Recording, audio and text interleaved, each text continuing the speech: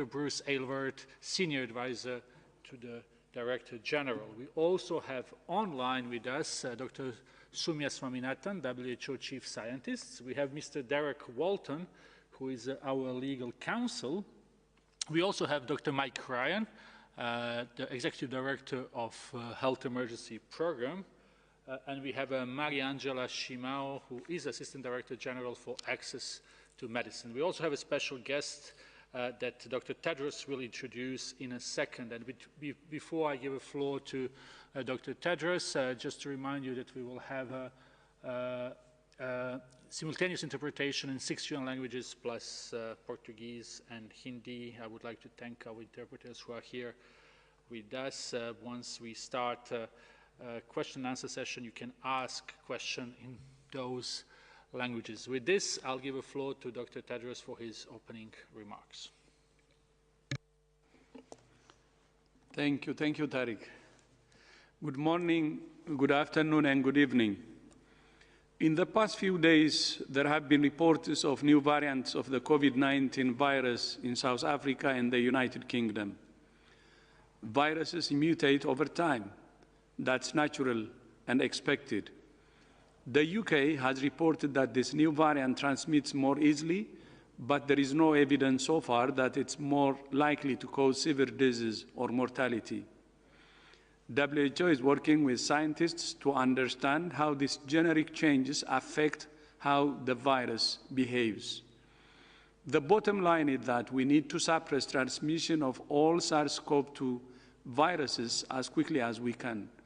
The more we allow it to spread, the more opportunity it has to change. I cannot stress enough to all governments and all people how important it is to take the necessary precautions to limit transmission. This year has been difficult for all of us, but for health workers, it has never been harder. At this festive time of year, for so many, the best gift for health workers is for leaders and citizens to take precautions that ease the pressure on health systems. Safe and effective vaccines give us hope, but they're not an excuse for people to let down their guard and put themselves and their loved ones at risk. Now is the time to double down on the public health basics that have seen many countries suppress the virus effectively. There are a number of groups that continue to push a narrative that this virus only affects the old and that with vaccines on the horizon, we can relax. COVID-19 affects children and adults in a variety of ways, and it can attack every system in the body. And a growing number of people suffer with long-term consequences of the virus. This includes neurological complications for children and adults, which are still being researched. Vaccines are offering hope for some, but I'm deeply concerned that vaccine nationalism will deprive the world's poorest and most vulnerable people of these life-saving tools. Now is the time for political commitment to be translated into action.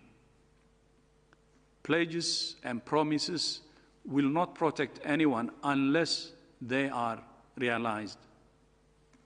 Last week, we announced that the COVAX facility, which is backed by 190 countries and economies, has secured access to nearly 2 billion doses of promising vaccine candidates.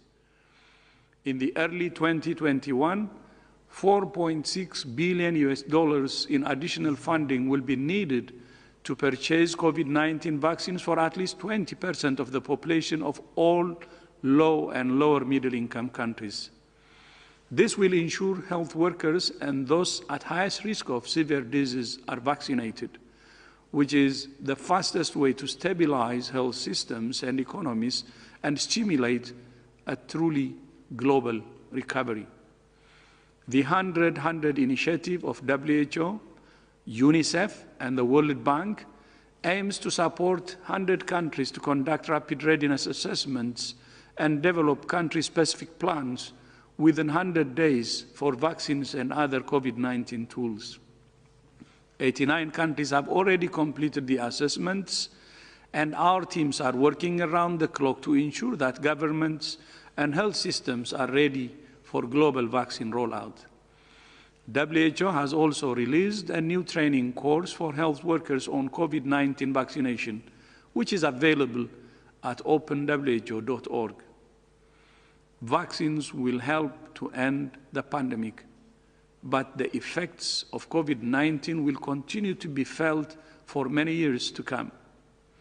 The pandemic has exploited and exacerbated the vulnerabilities and inequalities of our world, but it has also shown that in the face of an unprecedented crisis, we can come together in new ways to confront it. Every crisis is an opportunity to question the way we do things and to find new ways of doing them. For 30 years, our colleagues at the United Nations Development Programme, or UNDP, have published the Human Development Report, an annual snapshot of the state of global development. UNDP has long been a critical partner to WHO, working closely on a host of health and development issues together to solve problems on the ground so that people get the services they need. The latest edition of the Human Development Report, published last week, takes an in-depth look at the COVID-19 pandemic and what it might mean for the future of development and humanity. To talk more about the report, I'm pleased to be joined by my brother, Achim Steiner, the administrator of UNDP. Achim, thank you for your partnership and thank you so much for joining us today. The floor is yours. Thank you very much, dear Tedros. Thank you to the very kind invitation to join you for today's briefing, another very sobering and dramatic point in this pandemic. And it is an honor to be part of this press conference today to mark the launch of what you just referred to, the 2020 Human Development Report. These unprecedented times require us to come together to seek solutions to our shared problems, and that includes us as UN agencies. COVID-19 is a dramatic health crisis, and we are just being reminded of it again in the words that you have shared with us. But we also come together today because it has triggered a social and economic, a development crisis that we have not seen in our lifetimes. Not only has the virus taken the lives of more than 1.6 million people, it has destroyed livelihoods, crippled health systems, locked hundreds of millions of children out of classrooms, and is costing the world's economy more than $9 trillion over 2 years, according to the IMF, and the equivalent of up to 400 million jobs, according to our sister agency, the ILO. UNDP projects that for the first time in 30 years, global human development progress is going backwards. UNDP has calculated that by the end of the decade, 1 billion people could be living in extreme poverty. A quarter of those, 250 million, could be people pushed into poverty as a consequence of the pandemic. As the Human Development Report makes clear, COVID-19 is the latest in a string of consequences resulting from the ever-growing pressures we put on the planet in the name of progress. This is the reality of the Anthropocene, the age of humans, as we refer to it, and in it, humanity is, in a certain way, waging a war against itself. For 30 years, UNDP has released the Human Development Index, ranking countries in the world by how they expand people's freedom and opportunities, by measuring health, education, and income. But this year, we decided that we needed to try something new and long overdue. We included an experimental index to gauge human progress by accounting for per capita national carbon dioxide emissions and per capita material footprint. The result shows that no country is successful in advancing humanity without extracting a heavy toll on nature and our planet. Yes, there are countries successful in a lighter planetary imprint, and yes, there are countries with prosperous populations, but not one nation is doing both. Achieving this balance is the next frontier of human development, as the report is called. And as it sets out, very critically also, inequality is central and is a barrier to that mission. Because inequality is both a cause and a consequence of planetary imbalances, and it stands in the way of solutions. While the pandemic has undoubtedly touched us all, its impact is being felt differently depending on who you are, where you live, and how much money or power you have. Existing and growing inequalities have meant that around the world, those that already have the least have been hurt the most. And in its simplest, we have all realized that it is extremely expensive to be poor in a pandemic, whether you are a household or a country. Poor people, women, marginalized people, day laborers, and those in unstable employment or in the informal sector have all faced disproportionate hardship. For instance, evidence from a number of countries also indicates that the pandemic is erasing decades of progress in women's labor force participation. But the report is very much focused on also stating that it doesn't have to be this way. The first test of our willingness to transform will be the delivery, as Dr. Tedros just referred to, of COVID-19 vaccines to the world's population. The COVID-19 pandemic is exposing and exacerbating fragmentation and long-standing gaps in public health and deepening chronic inequities. The delivery of the COVID-19 vaccine must be equitable, otherwise we risk entrenching the very inequalities which are harming the health of people and the health of the planet and are going to give rise to more social and economic tensions. Without delivery of COVID vaccines that are equitable, efficient, and trusted, we will undermine the recovery from COVID-19 and not only lose even more lives, we have to be reminded that none of us is safe unless we are all safe. The scientists who have brought us effective COVID-19 vaccine candidates in record time have shown what is possible through collaboration and innovation. We must now be equally bold in taking the baton to deliver the vaccine to the people of all high, middle, and low income and least developing countries.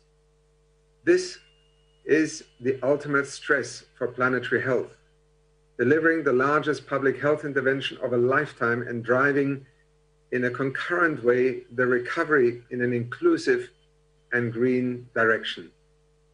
An undertaking of this magnitude, and I envy this, requires us all to work together in unprecedented ways. UNDP is privileged and continues to be committed to playing its part in the whole UN family system response, but guided in particular also by WHO's leadership while working in partnership with our sister agencies, Gavi, the Global Fund, and others through the ACT Accelerator, the SDG 3 Global Action Plan, and beyond. Thank you so much, Tedros, for inviting me to join you today, because together with the world's people, we can defeat this virus and most importantly, come out of this deep, dark valley that the world finds itself in right now. And part of that story will be a different development pathway into the future. And that's what the Human Development Report 2020 has tried to address itself to. Back to you. Thank you. Thank you, Akim. And I hope you will stay with us to respond to questions from journalists who have joined today. And Tariq, back to you. Thank you very much, Dr. Tedros, and thank you, Mr. Steiner, for these very important declarations you have made. We will now open the floor to questions from journalists who are with us online. We have a big number of questions today, so let's try to be short with one question per person in the language that you prefer the most. So let's start with Shoko Koyama from Japanese NHK. Shoko? Hello, Tariq. Can you hear me? Yes. Okay, thank you so much for taking my question. So regarding the mutation of the virus, which Dr. Tedros just mentioned, can you please elaborate what WHO knows so far, in which countries, apart from UK, and does the same variant has been identified, and also if there is a link between this variant and the variant identified in the South Africa? Thank you. So thank you, Naoko, for the question. It's a very timely one today. Yes, so there has been a variant under investigation, as the UK is calling it, that has been reported from the UK.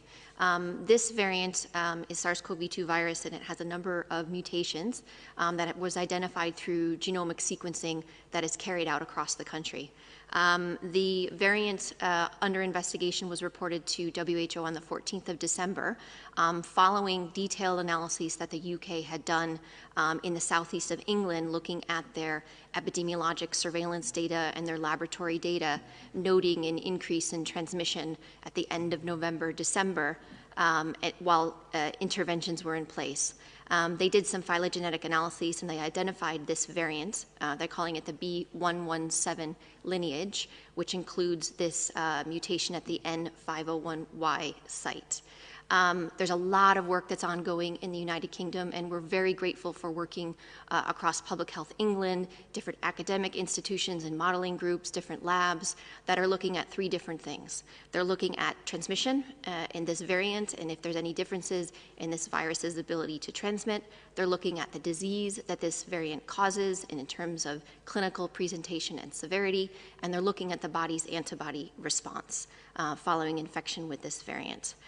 What we understand so far from the data that's been reported by the UK is that they have reported an increase in transmission in this variant, but I want to put that into context because what they have told us is that they're looking at an increase in the reproduction number, which is the number of people that one infected individual transmits to another, of an increase of about 0.4. So it's an increase of moving from 1.1 to 1.5. So there is an increase in transmission that they're looking at. Now they're trying to determine how much of that is associated with the variant itself, as well as behavioral differences in individual that this variant has infected. So they're still working through that right now. In terms of disease, in terms of severity, the information that we have so far is that there isn't a change in the clinical presentation or severity from this variant. But again, the work is still underway that they're looking at a number of factors, including patients who are hospitalized with this variant as opposed to the wild type, the other viruses circulating. And the studies around the antibody response are currently underway. As we speak here today, the scientists in the lab are working on these types of studies and looking at the antibody response, and we expect results from those studies in the coming days and coming weeks. So we're really grateful for colleagues working with us directly. They have informed us with more detailed analysis through our virus evolution working group, which was established to specifically look at mutations and specifically look at what are the studies that are needed to understand what these mutations mean and any potential implications. And they have informed us through our modeling network, where they've looked at trends in surveillance activities and surveillance data. So the data is coming in real time, and the UK is making information available as quickly as possible. They're reporting it to us as well, and we will make updated information available as quickly as possible. The UK has informed us that they don't believe that there's an impact on the vaccine, so that's good news. But again, there's a lot of information coming out, and there's a lot of studies that are ongoing. Point, your second point about the South Africa. So at the same time, there was another variant that was identified in South Africa, and it has one of the same mutations, this 501Y mutation, but it's a different variant. They've arisen at the same time, so it sounds like they're linked, but it's actually a separate variant. And South Africans are also working with us through our virus evolution working group, and they are presenting, they have presented to us some preliminary results from the studies that they are doing. They are currently growing the virus in South Africa so that more studies can be done, similar to the studies that I just mentioned about the UK. So it does sound confusing that they're the same virus, but these are actual different variants. I do want to say a big thank you to all over the world for people who are doing full genome sequencing and making these sequences available to other researchers and scientists and on publicly accessible platforms like GISAID. This really helps us to monitor these changes, these natural changes that happen in the virus. So we need that to continue. We are hopeful that more sequencing capacity can increase across the globe, and it has significantly increased during this pandemic, but we still need more. So thank you to all of you who are out there who are doing those sequences and sharing those through publicly available sites. Thank you very much, Dr. Van Kerkhove. I think many of the journalists who are online wanted to ask questions precisely about this. Dr. Ryan maybe would like to add something. Dr. Ryan, please. Yes, can you hear me, Tarek? Very well, please. Okay. No, I think Maria says it all, but I think it's important maybe just to re-emphasize a couple of things. There's zero evidence at this point that there's any increase in severity associated with this disease. Clearly, work is ongoing to look at transmission and the increased rates of transmission and how much of that is attributable to this particular variant. We've seen many variants emerge over the last number of months, and some have been successful, some have not been as successful as establishing themselves as part of the driving force of COVID. What no variant has done yet is establish itself as having any higher level of severity or evading our diagnostics or hiding from vaccines or the effectiveness of vaccines. And it remains to be seen with any new variant. And that's why it's so important that we continue the work. We're very grateful to the countries for their transparency, for their scientific openness and cooperation. We need to continue to do this, but it's very important. Countries are now acting on a precautionary principle. They're taking the highest amount of precaution, and therefore many countries have put in place some precautionary travel restrictions while they look at the risk assessment around this virus. That is prudent, but it's also important that everyone recognize that this happens, these variants occur. Science and health authorities and governments are looking at that very carefully. They're taking care of citizens by being extremely cautious about any new variants and examining their potential impacts. But at this stage, we don't have evidence that this virus will change the severity, the diagnostics, or the value of vaccines going forward. So I think as we enter the holiday period, as the DG said, we need to stop all SARS-CoV variants. We need to stop all SARS-CoV transmission. We know how to do this. We know how to suppress transmission. We know how to protect ourselves and how to protect others. It's the same rules with this virus, any variant of this virus. And we must focus on what we can do and what we do know rather than what we don't know. Science will find the answers for what we don't know. Governments will take the appropriate precautions. In the meantime, but people, individuals and communities need to get on with the business of stopping the transmission of this virus. Thank you.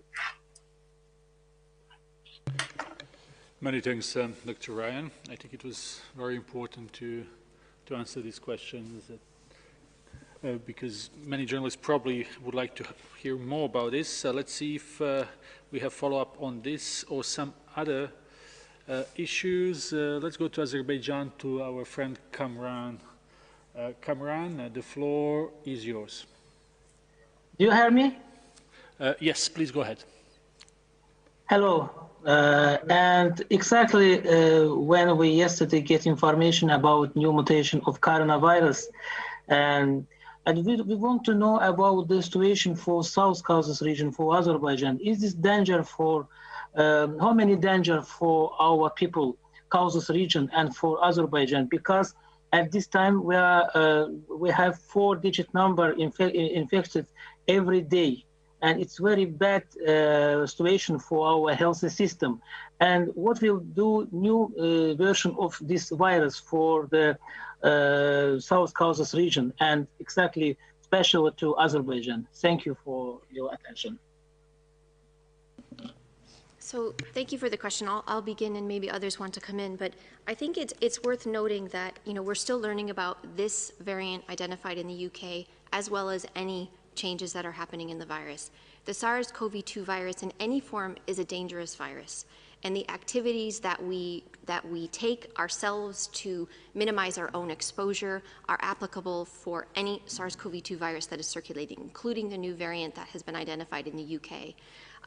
The measures that are in place, the public health measures that are necessary to bring transmission under control include the comprehensive approach that you've heard us talking about. And it's worth emphasizing this again, that we have to, as the Director General has said repeatedly, we need to double down because we have these tools at hand. And this includes the public health measures about active case finding, knowing where the virus is, so that we have strategic testing in our countries, so that we know where the virus is and who is infected and who is not. Making sure that test results come back quick, so that we know what public health actions need to take place in terms of making sure we have good clinical care, we have contact tracing cluster investigations, we have supported quarantine of contacts, and then all of us need to make sure that we do everything that we can to minimize our exposure. We have the holidays coming up across many, many countries, across many different religions. We need to make sure that we as individuals do what we can to minimize our exposure. We say, know your risk, lower your risk. And there are things that you can do at an individual level. And this is physical distancing, this is wearing a mask, this is washing your hands, making sure that when you do wear a mask, you have clean hands, you put your mask on appropriately, you take the mask off appropriately, you wash your hands, you practice respiratory etiquette, you avoid crowded spaces, you keep your distance, you make sure that you try to avoid enclosed, crowded spaces, especially with poor ventilation, open a window if you're indoors. So there's lots of individual level measures that you can take. And as individuals, as communities, we can all help each other out. You know, make sure that while we are physically separated, that we remain socially connected.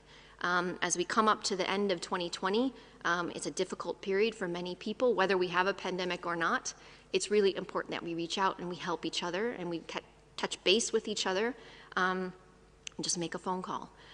So everything that we can do now for this variant, as well as the SARS-CoV-2 viruses that are circulating, still remain true. We need to do everything we can to prevent as many infections as we can, because this is a dangerous virus. Not only for older individuals, as the DG also said today, it's for everyone.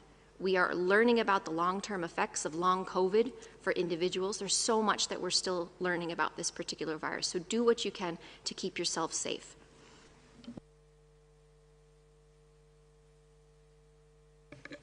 Thank you very much, Dr. Van Kerkhove. Let's go to, I would assume it's Mexico. Claudia Luna Palencia from Vertigo Politico and TV Azteca. Claudia, if you can hear us, please unmute yourself.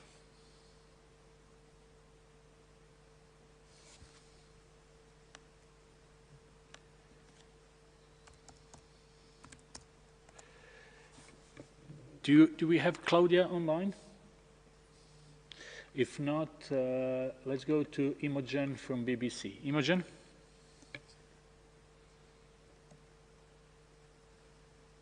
Imogen, if you hear us, please unmute yourself and ask your question. Permission comes up a bit late. Hello. I know you've said a bit about this new variant. I'm just wondering if you're able to give any more precise detail. We've heard a lot about how this is up to 70% more infectious than other strains, the strains that are already circulating. Can you give us any detail about what evidence you've seen that suggests that, and what countries should do about it, apart from what you've already said, the usual stuff we know works, wash hands and distance? Thanks, Imogen. I will begin, and maybe others want to come in, but I am going to repeat what I just said because I think it's worth hammering in. In terms of the reports from the UK about an up to 70% increase, that information comes from different types of analyses that UK colleagues are working on. They've looked at their surveillance data across the country, looking at data that's coming in from testing at different sites in Southeast England, but also across the country, across all of the UK. They're also looking at phylogenetic analysis, looking at the sequences and doing detailed analysis of making estimates of the reproduction number, of the generation time, et cetera, to look at differences with this circulating virus and other wild type viruses. So they look at people who are sequenced, and so not all people across the UK are sequenced, so it's a subset of the population.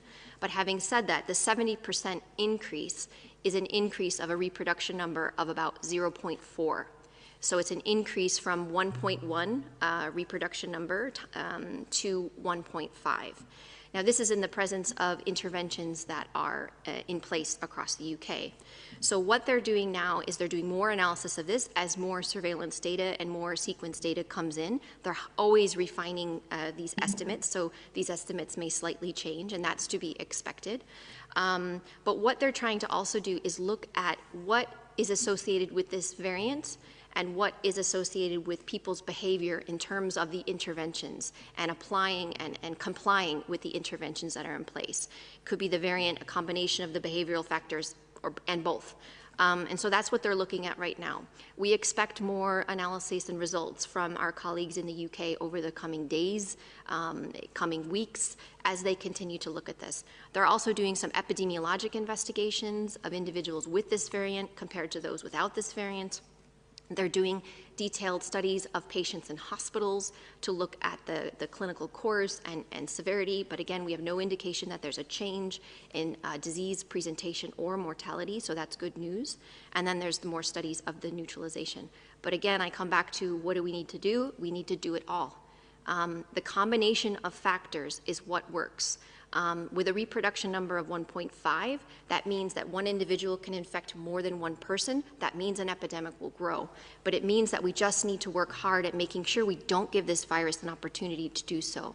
So especially as we see the upcoming holidays and many people wanting to spend time together, we need to think about how do we minimize our exposure, we minimize the opportunity for us to pass the virus to other ones. We want everyone to have a safe holiday this year. It may not be exactly how we anticipated spending it, but it doesn't mean that we can't celebrate it in our own way.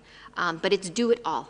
And it's the individual level measures, it's complying with national guidance, it's being patient as the vaccines and vaccination come online. We just really need to hang in tight.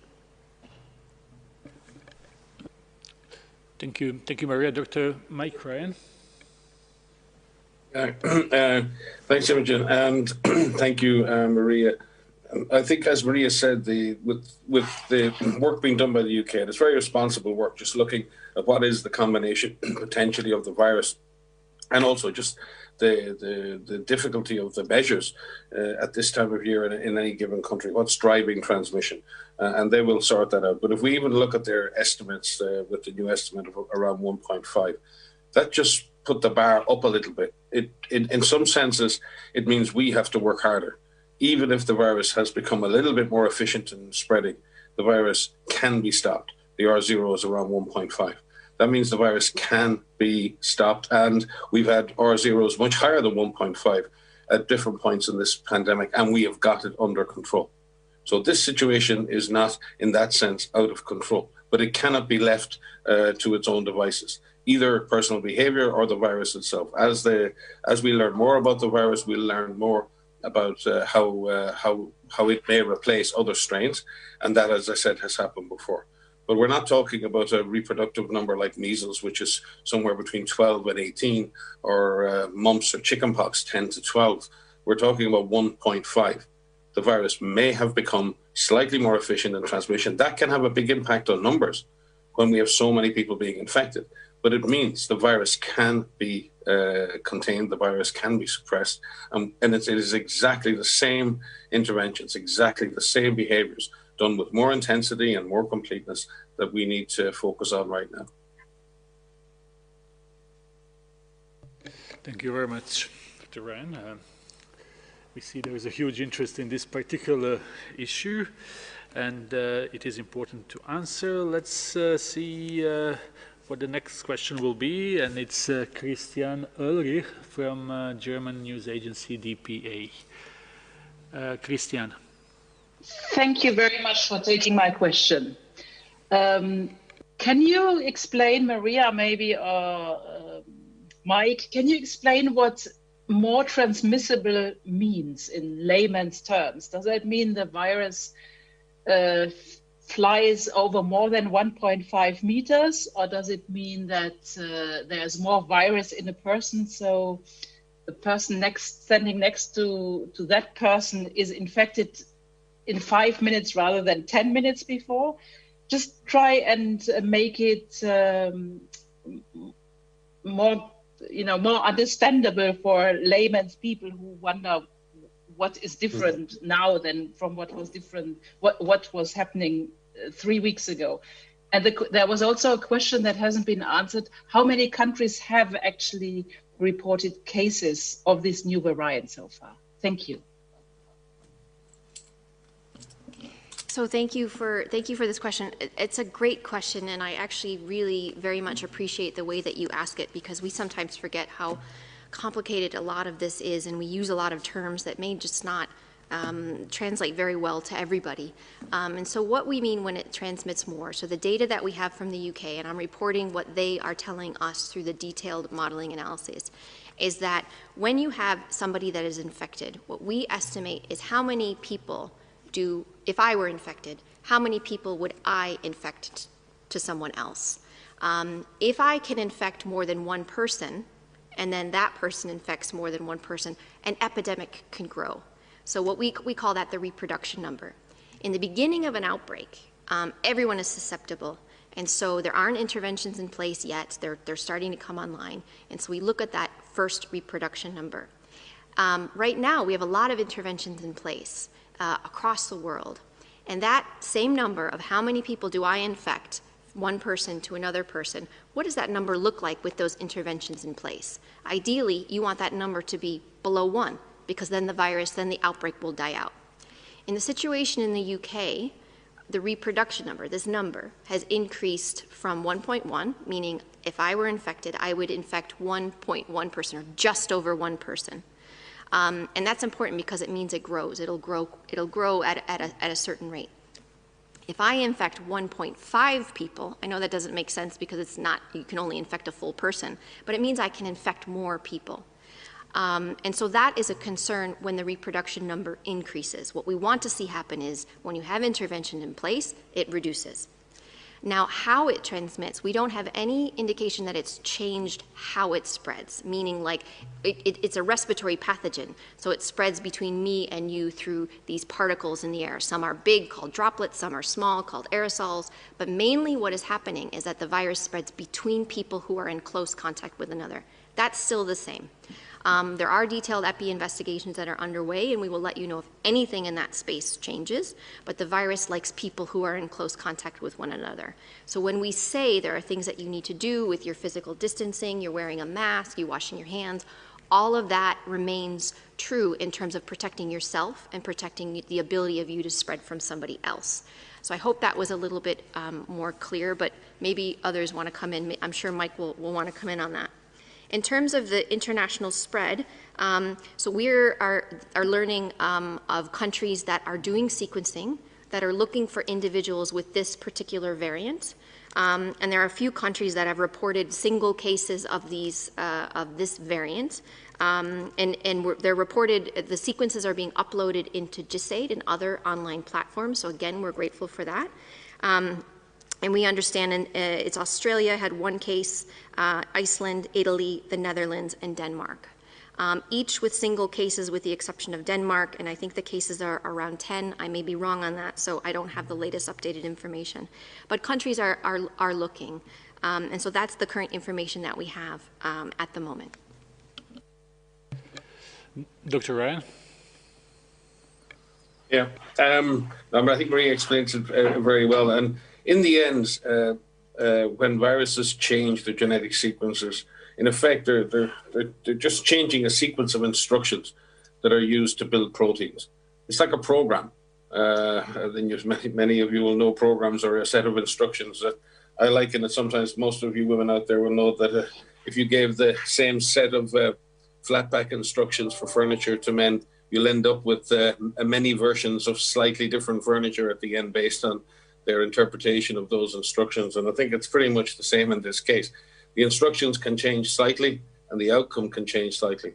That's very important because if the proteins change because of the slight changes in instruction, the shape of the protein can change. And the spike protein on the virus, on the SARS-CoV-2 virus, is very variable because of that. And therefore it can either fit very well into the receptors on human cells or not so well. And it's a pure chance thing. Some mutations result in that protein being able to bind a little better. Some result in it not being able to bind so well. If it binds a little better, a little bit more successfully, a little bit more tightly, then the virus finds it easier to get into the cell, it's easier to infect the cell, and the person can be infected more easily. So that can change either the ease with which the person can be infected or the viral loads that they may have ultimately with the same exposure. So in that sense, it is very much linked to those instructions, the success of the virus in the human body. And then, as Maria said, the types of transmission don't necessarily change, but if you increase the number of people who are infected in the community, then obviously the rate of infection can then increase when more people are successfully infected with the virus. But again, we're talking hypothetically here. We've seen an estimate of a small increase in the reproductive number from the UK. It remains to be seen how much of that is due to the specific genetic change in the new variant. I suspect some. And as I said, we're going to have to, Maria has laid it out, we're just going to have to keep working hard, keep doing it all, and dealing with this SARS-CoV-2 variant as we have dealt with all the previous ones. Thank you, Dr. Ryan and Dr. Van Kerkhove, for these additional in-depth explanations. Let's see if we have more questions on this, or we may have some other questions. Let's turn to Georgia, and we have Katevan Kardava from TV Georgia. Hello, can you hear me? Yes, please go ahead. Thank you very much. Good evening. European Medicine Agency recommends Pfizer COVID-19 vaccine. Today it's a great news and historic day and achievement. We want to know and would like to know what are the procedures when WHO will recommend a vaccine. And also I have a question for Dr. Ryan. How would you assess the situation in Georgia right now? Regional Director for Europe is in Tbilisi. Thank you so much.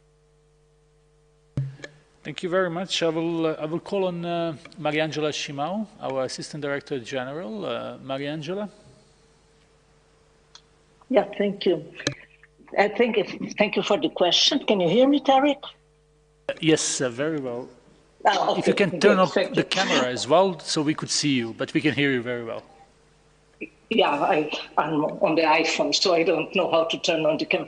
But just to say that it's very welcome news that the EMA has issued the market authorization for the conditional market authorization for the Pfizer vaccine. WHO is in finalizing the emergency use listing of the same vaccine, the Pfizer vaccine. We received the dossiers and we are working together with the EMA. And it's likely that before the end of this month, we will also have an emergency use listing by WHO for this vaccine. Then we do have the WHO's advisory group on immunization is also assessing the recommendations of how this vaccine should be used at country level. So this is some parallel work that's going on as we speak. So we will have the WHO emergency use listing, which allows for a quicker registration of this vaccine in many countries where WHO works with bilateral agreements. And we also have the advisory group working on the policy recommendations for the use of the Pfizer vaccine. I'll stop here. Thank you. Thank you very much. I don't know if Dr. Swaminathan would like to add something to this. Yes, maybe very briefly, just to say that we look forward to the SAGE recommendations, which is the policy for how this vaccine should be used and the details of which groups and the schedule and so on. And that's we're expecting that to happen in the first week of January for the Pfizer vaccine. Hopefully, we're going to look at the Moderna dossier as well soon after that. We do hope that through the COVAX facility that we will be able to start rolling out the Pfizer vaccine in a limited set of countries late January, early February to vaccinate healthcare workers in those countries who are at highest risk for getting the infection and also to protect the health system from being overburdened and collapsing. This will allow us to, first of all, have a public health impact by protecting this high-risk group, but also to be a learning for us to then rapidly be able to scale out vaccines to the remainder of the COVAX facility countries. So we're really looking forward to that, and we're doing everything possible to try to roll this out as quickly as possible, hopefully in the coming weeks. Thank you. Thank you very much, Dr. Swaminathan and Dr. Shimao. We will move now to Shane from CCTV. Shane.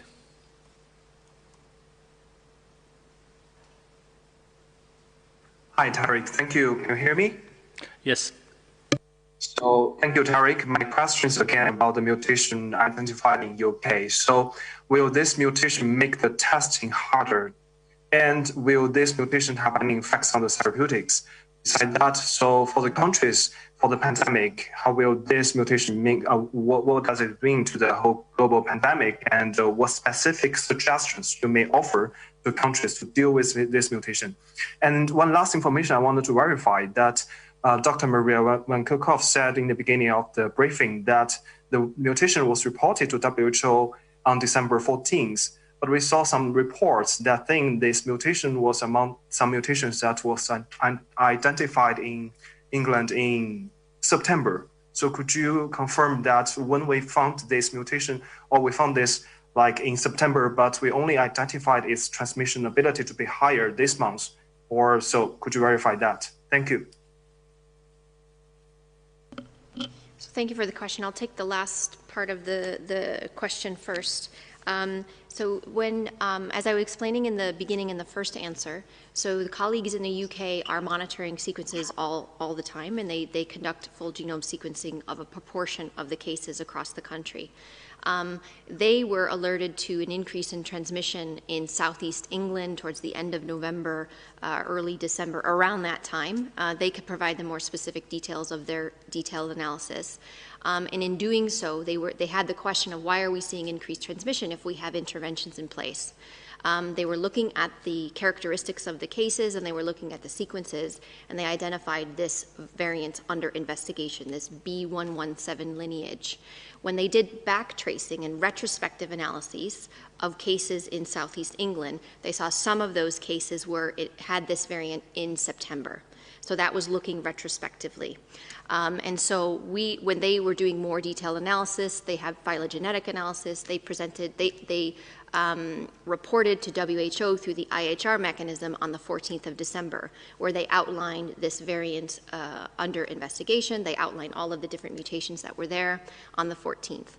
And then we followed up with a number of teleconferences with our European office, but also with ECDC and colleagues in the UK to get more details on the analysis that they are carrying out, currently still carrying out. And that's where that retrospective identification of those cases in September came from.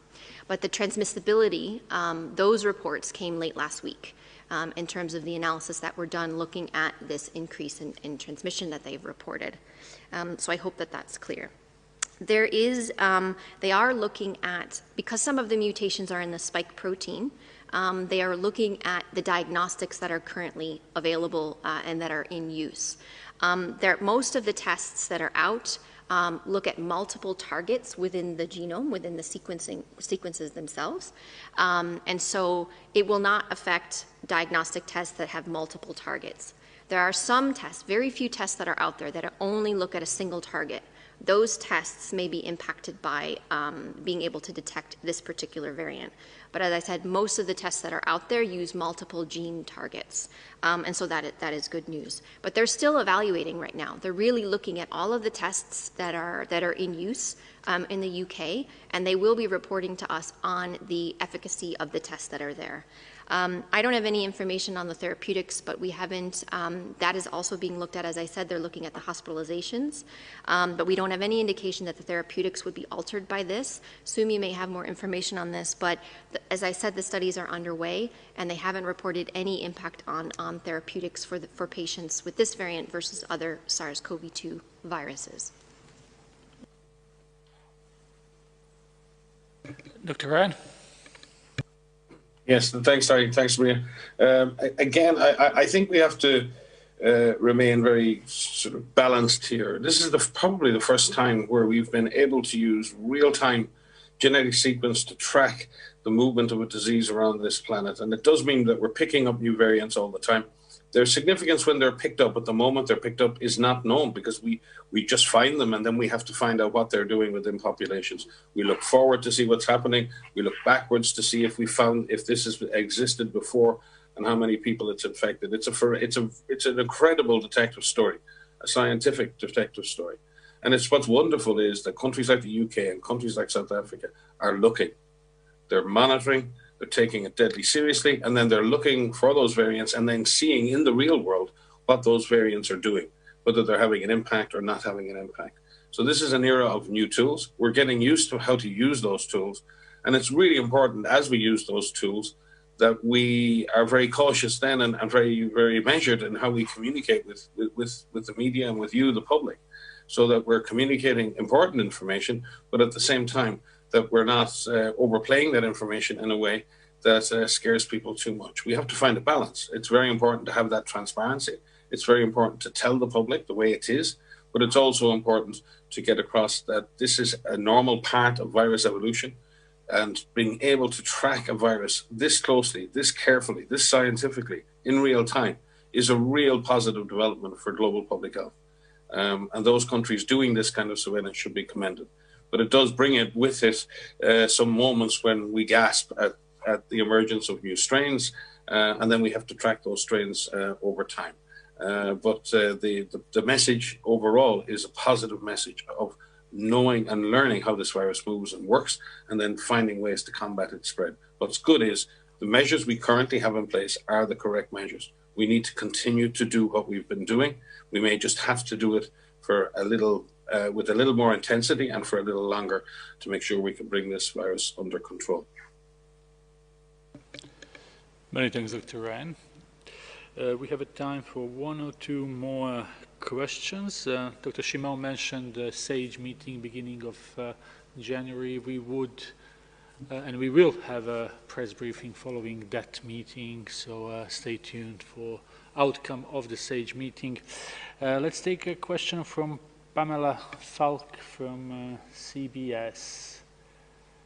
Pamela? Yes, thank you, Tariq, and thank you, Chris. My question is for Dr. Van Kerkhove and Dr. Ryan or Dr. Tedros. You talk about the research that continues to be done for the B.1.1 variant or the variant in the UK, and you have said that there's no evidence that there's a negative impact on the vaccine, or you believe there isn't, or the UK believes there isn't. How do you know? Can you explain how you know?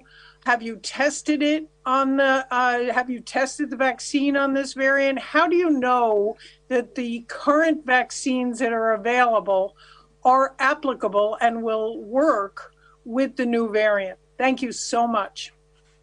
I can start there, Maria, if you don't mind, because I think we can, at this point, bring Dr. Sumi in. This is being tested. You don't know, first of all, when you start, but it's usually vaccines are aimed at quite a broad, are able to cover quite a broad range of changes in any given virus in terms of the protein.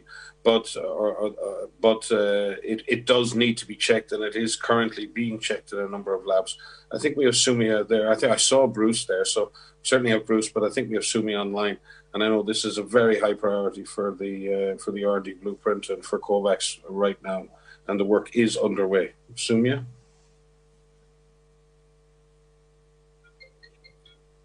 Thank you, Mike. And as you said, I think this is a very important issue, because a lot of the hope now is on the vaccines making first an impact on the acute phase of the pandemic by reducing deaths, by protecting the most high risk and vulnerable groups, and by protecting our health systems, and then ultimately really making an impact on the pandemic itself by creating that population immunity. Now, all viruses mutate, some more rapidly than others, We have one example, the influenza virus, which mutates quite rapidly and requires every year the vaccine strain actually to be reviewed and revised based on the circulating influenza strains prevalent that year. So that's one example of a viral vaccine that's updated every year with the current information. Now, the SARS-CoV-2 virus is mutating at a much slower rate than the influenza virus. And so far, even though we've seen a number of changes, a number of mutations, none has made a significant impact on either the susceptibility of the virus to any of the currently used therapeutics, drugs, or the vaccines under development. And one hopes that that will continue to be the case. But this is why we have to continuously monitor what's happening to this virus. This is why the sequencing is important and the research. That's why we have all of these expert groups that are looking at what's happening with, Maria mentioned the virus evolution working group. There are now laboratories across the world that have set up the experiments, the assays, to culture this new variant of the virus and test both convalescent plasma, so serum from people who've recovered from natural infection, as well as those who've been vaccinated. We have serum taken from those individuals. And then in the laboratory, you can actually see whether this virus is being killed or neutralized by these antibodies from people who've got the vaccine or from people who've recovered from the disease. And that will tell us. There are also experiments being done. The companies that are running vaccine trials, like the Pfizer and Moderna and so on, are going to follow up individuals who are in those trials to see if any of them get infected with SARS-CoV-2 and develop disease. And if they do, they're going to sequence that strain to see whether that's a variant or it's an escape mutant. And those kind of studies in the coming weeks and months are going to give us a lot of information about how this virus is going to behave, especially when it's put under pressure with more and more people getting vaccinated. And this is, again, something that viruses do naturally to escape and to survive. They mutate so that they can continue to spread. So that's why it's really important, again, going back to what Mike and Maria said, the focus now has to be on bringing transmission down and controlling it and getting it to as low as possible, because the more viruses you have in circulation, the more chances of mutation and the more such variants that can arise. So the bottom line here is keep the virus transmission low, keep circulation low, don't allow it to get out of control and spread in the population. That way we'll also keep the mutations down. Over.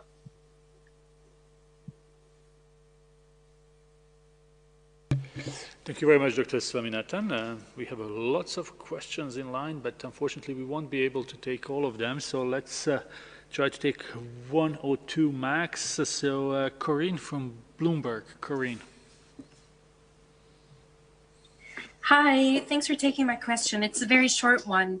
As vaccines are being rolled out across the US, UK, China, and soon going to start across the rest of Europe as well, you mentioned the WHO's dashboard tracking these inoculations.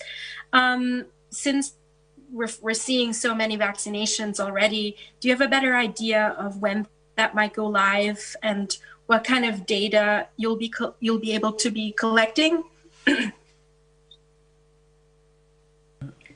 Don't know if Dr. Swaminathan can answer that. If not, we are happy to look back for information. Dr. Soumya?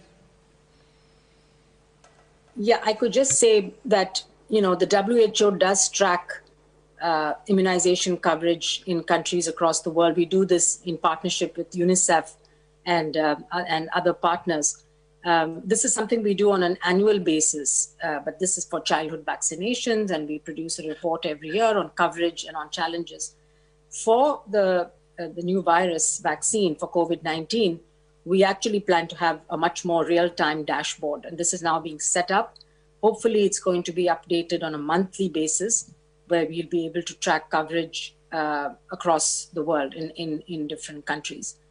A lot will depend, of course, on the data that's provided to us by countries. We're setting up the systems now and the indicators that are going to go into the dashboard. But yes, that should be up and running sometime early next year. Thank you. Thank you very much, Dr. Swaminathan. We will, of course, keep everyone informed about new dashboards. Dr. Ryan, please.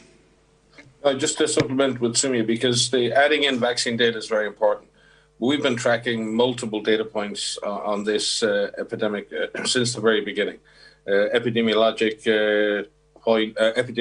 data, activity data, impact data, a lot of social data, a lot of information that's been on our country platforms and been out there. Countries themselves have built their own dashboards to track this disease. So it's really important that we can now continue in and do the necessary tracking for this virus. As Sumi said, for a lot of routine immunization, it's a yearly process, a monthly process, but we do real-time tracking, and we have done and do for yellow fever, for meningitis, for cholera, and for Ebola. For epidemic diseases, we are in a position to be able to do real-time daily tracking of disease, of vaccines as they're used at country level.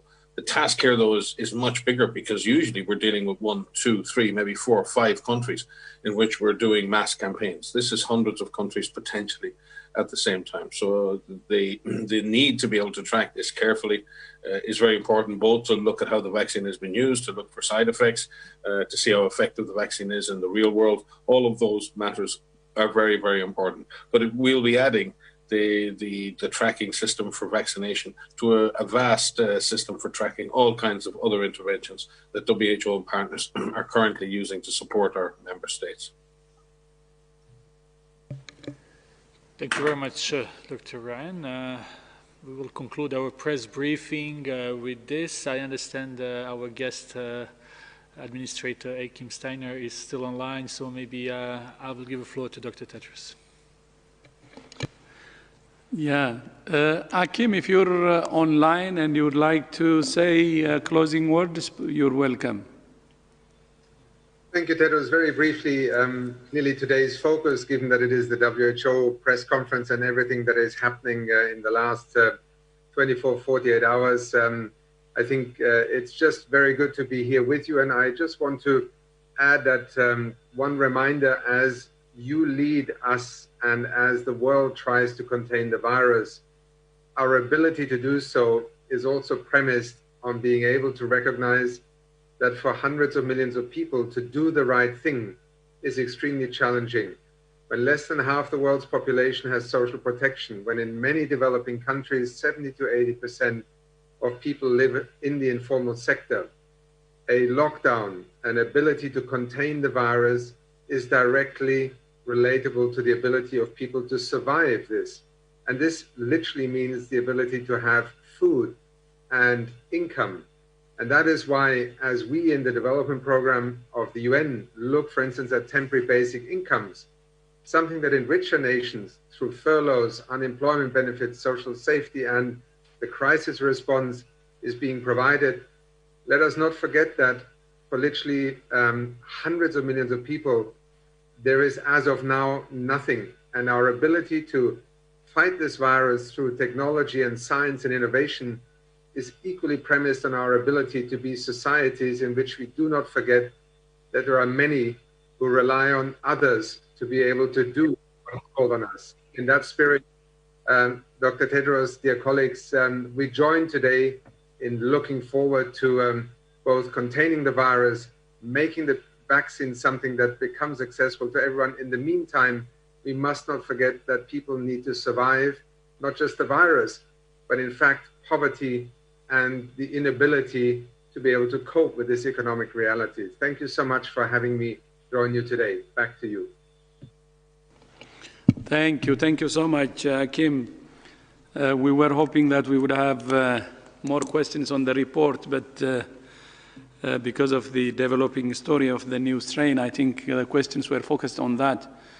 But I would like to join my colleague Mike Ryan in appreciating South Africa and UK for their strong surveillance, and that's why the new strain was detected. And I would like actually to use this opportunity to remind other countries to strengthen their surveillance mutation happens, it's natural. The most important thing is to detect it as early as possible. And as Mike said, all the measures we're taking, the tools we have actually work for the new strain too.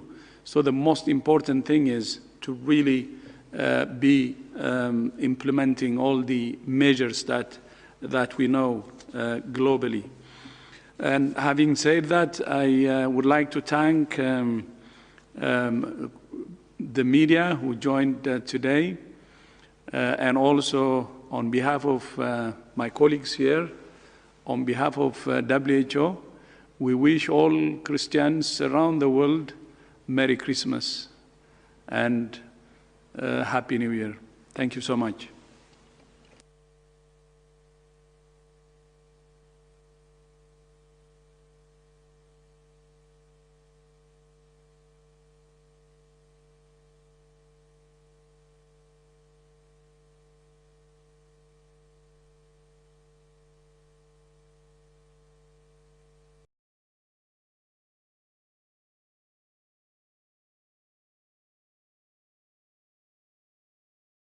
Kulonda kwa kugenderera ekita abampakanye mulimu n'abewerera kakati nti nze wampanga olwasi wangule nteeka okutta abampakanye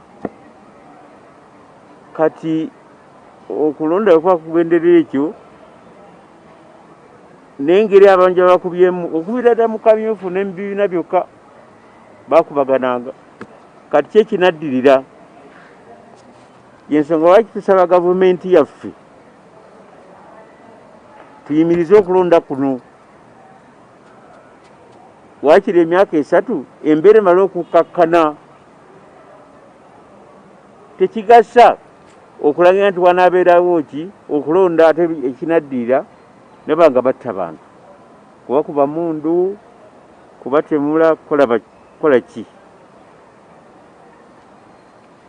ekirala ekitutiisa okusinziira ku mala getufuna ku bulwadde buno kye bayita social distance tekikuumibwa eyo obuyinza buddira sipiika wa parliament n'abeera nga yafuuse omutwe gwaki gw'eggwanga tusaba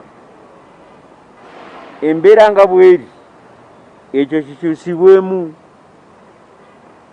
edda bagamba togikwatako gikutteko kati nga bwe twagikwatako edda twongere n'okugikwata awalala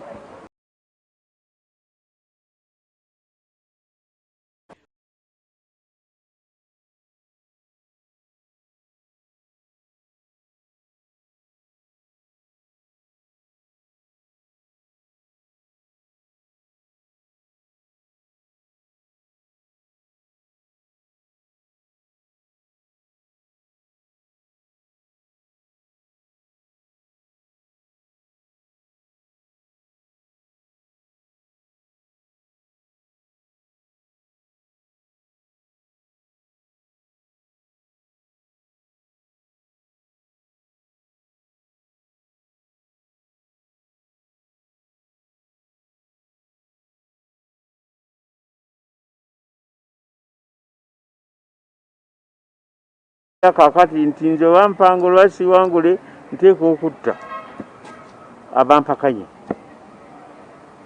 kati okulonda kwa kugenderera ekyo n'engeri abanja bakubyemu okubira ddala mu kamyufu n'ebibiina byokka bakubagananga kati kye kinaddirira yensonga lwaki tusaba gavumenti yaffe tuyimirize okulonda kuno waakiri emyaka 3 embeera emala okukkakkana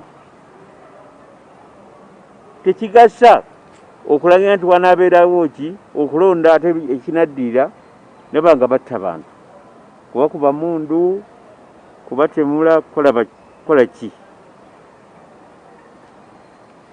ekirala ekitutiisa okusinziira ku mala getufuna ku bulwadde buno kye bayita social distance tekikuumibwa eyo obuyinza buddira sipiika wa parliament n'abeera nga yafuuse omutwe gwaki gw'eggwanga tusaba embeera nga bweri ekyo kikyusibwemu. Edda bagamba togikwatako gikutteko, kati nga bwe twagikwatako edda twongere n'okugikwata awalala.